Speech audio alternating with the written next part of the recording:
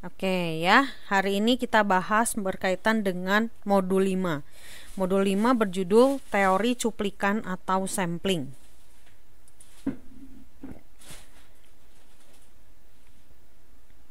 Nah, yang akan kita bahas ada dua, yaitu tentang cuplikan acak dan sifatnya, serta pengecualian dari sifat-sifat cuplikan acak atau sampling. Nah, ini akan kita bahas ya, berkaitan dengan konsepnya, perhitungan momen, lalu juga the central limit theorem, lalu juga untuk cuplikan acak, untuk populasi, penelitian cuplikan, dan penerapannya. Oke, yuk kita lihat satu-satu. Nah, yang dimaksud dengan cuplikan acak atau bahasa Inggrisnya random sample, kita ingatkan kembali berkaitan dengan sampel. Ya, dulu ada sampel, ada populasi. Sampel adalah sebagian dari anggota populasi ya, yang dipilih atau diambil untuk dilakukan penelitian lebih lanjut. Nah, kenapa menggunakan sampel? Ada beberapa alasan. Alasannya karena satu, keterbatasan sumber dayanya ya. Terus yang kedua, berkaitan dengan scarcity atau kelangkaan. Yang ketiga juga bentuk dari sifat uji yang rusak. Misalnya kita pengen tahu kualitas barang. Nah, ketika kita mengetes, kita harus merusak barang tersebut, atau misalnya mencoba untuk mengambil barang tersebut dan sifatnya merusak. Jadi nggak bisa dipakai lagi. Nah, makanya kalau misalnya untuk barang-barang tersebut kita ambil sampel untuk mencari datanya. Nah, terus untuk sifat sampel itu harus mewakili dari populasi. Oke. Dan sampelnya ini bersifat acak. Artinya yang dimaksud dengan acak itu adalah memperhitungkan semua kemungkinan yang mungkin terjadi. Ya, itu adalah berkaitan dengan sampel.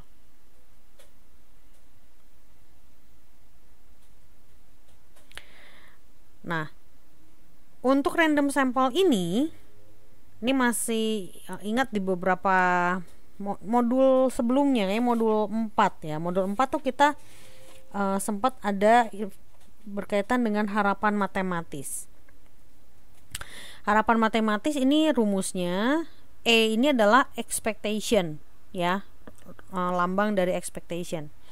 Expectation adalah 1/n dikali X1 tambah X2 ditambah X ke N.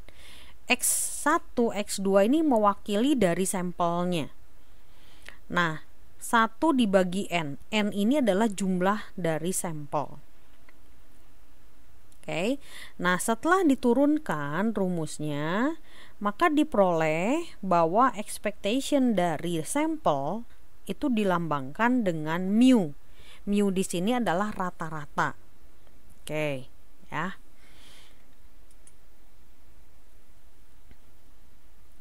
Nah, setelah itu ini juga selain tadi rata-ratanya, nah atau ekspektasinya menjadi rata-rata, kita juga akan memperoleh cari variansi.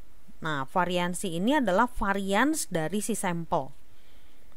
Diperoleh dari penurunan rumus 1/n kuadrat dikali varians dari X1 ditambah varians dari X2 sampai varians ke N. Teman-teman masih ingat ya, varians itu adalah bentuk kuadrat dari standar deviasi. Nah, setelah itu diturunkan rumusnya, maka diperoleh varians untuk sampel adalah tau kuadrat dibagi N ya, tau kuadrat dibagi N.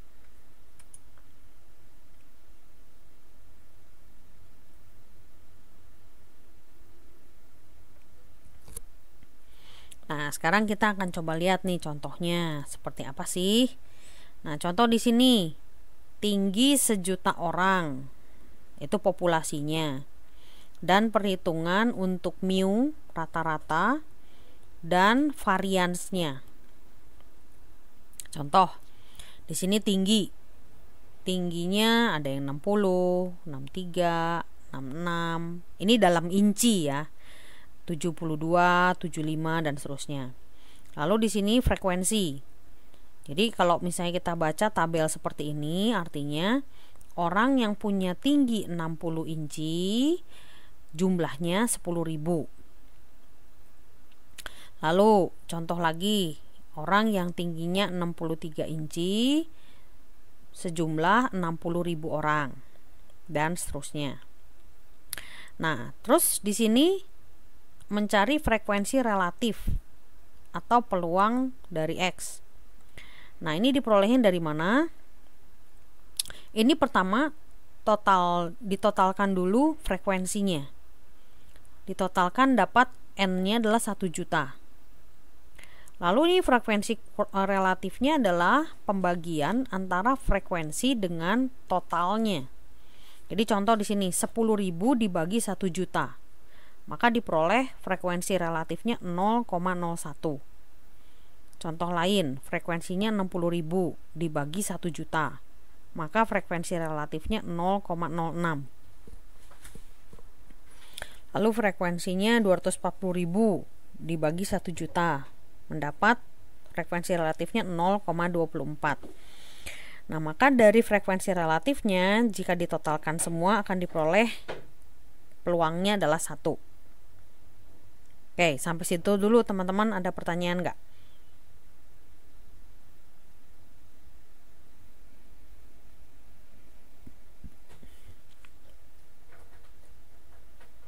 Oke ya, aku jelas ya. Nah, setelah itu ini kita cari perkalian antara X dengan P. X di sini adalah tingginya. P-nya adalah peluang X atau frekuensi relatifnya. Nah, jadi seperti ini untuk mengisi kolom keempat, yaitu mengalikan antara X, dalam hal ini adalah tinggi, dikalikan dengan frekuensi relatifnya. Nah, contoh di sini 60 dikali 0,01 mendapat 0,6.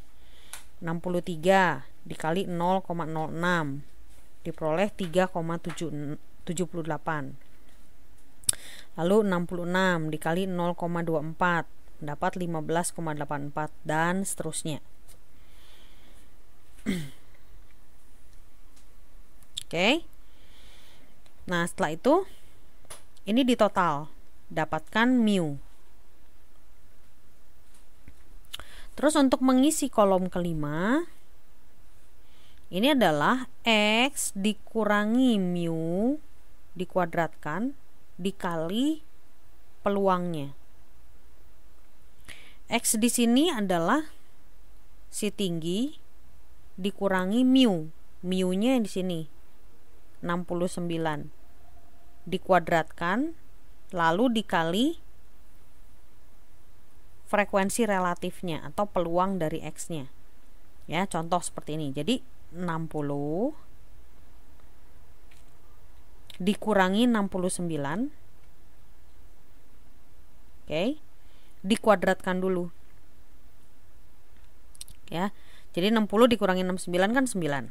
Oke. Lalu dikali 0,01.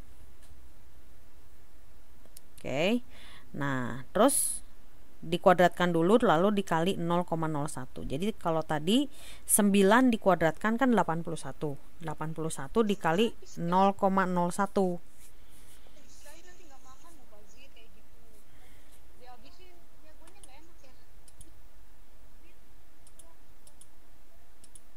Oke. Terus setelah itu mendapatkan 0,81. Nah, contoh lain ya. 63. 63 dikurangi 69. Berarti kan minus 6. Minus 6 ini dikuadratkan. Jadi 36. 36 dikali 0,06. Nah, mendapat 2,16. Oke, silahkan, nggak apa-apa yang baru datang, silahkan bergabung ya. Nah, setelah itu dengan cara yang sama teman-teman mengisi untuk kolom yang kelima. Lalu di total mendapatkan tau kuadrat sama dengan 10,26. Ini kan variansnya tau kuadratnya 10,26. Maka mendapatkan taunya adalah akar dari 10,26, mendapat 3,2.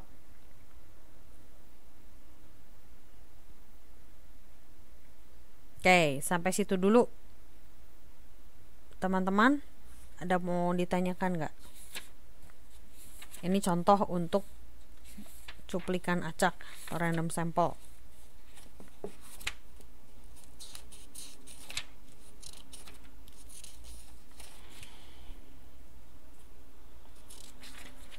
Oke ya, kita lanjut dulu ya. Nah, sekarang kita lihat contoh yang lain. Para pekerja di sebuah industri memiliki rata-rata upah 280.000 per bulan dengan simpangan baku 40.000 per bulan. Setiap mahasiswa dari universitas lokal diberi satu proyek untuk menghitung rata-rata upah dari 25 pekerja yang dipilih secara acak. Nah, dari situ berapa simpangan bakunya? Oke, cara mencarinya ini dengan asumsi atau anggapan bahwa jumlah mahasiswa itu sangat banyak, sehingga bisa dikatakan bahwa distribusinya probabilitas dari X bar memiliki limit P atau peluang distribusi populasi.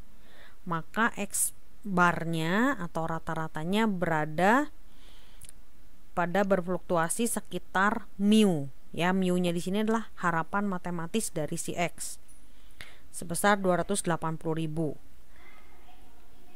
Nah, maka bagaimana cara mencarinya untuk mendapatkan simpangan baku? Tau X bar sama dengan tau dibagi akar N, sama dengan ini 40.000. 40.000-nya ini diperoleh dari tau ini, dari sini ya, simpangan baku per bulan. Oke, dibagi akar dari N. Nah, akar dari N-nya itu dari jumlah sampelnya 25. Maka diperoleh hasilnya, ini kan akar 25 itu berarti 5. 40.000 dibagi 5, maka akan diperoleh simpangan bakunya adalah 8.000. Oke, jelas yang ini?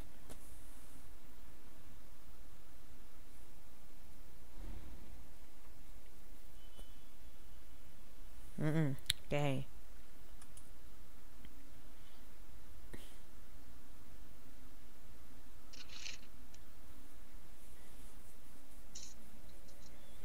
Nah, di sini kalau jumlah anggotanya diperbesar, distribusi rata-rata untuk sampling juga diambil dari populasi. Nah, apapun bentuk distribusinya mendekati distribusi normal dengan rata-rata mu dan simpangan bakunya tau dibagi akar N. Ya, ini informasi aja ya tentang teorema limit sentral. Kalau dilihat ada di gambar halaman 5.10 dan 5.11. Ini adalah bentuk-bentuk dari gambar ya, gambar dari distribusi suatu populasi atau distribusi suatu sampel.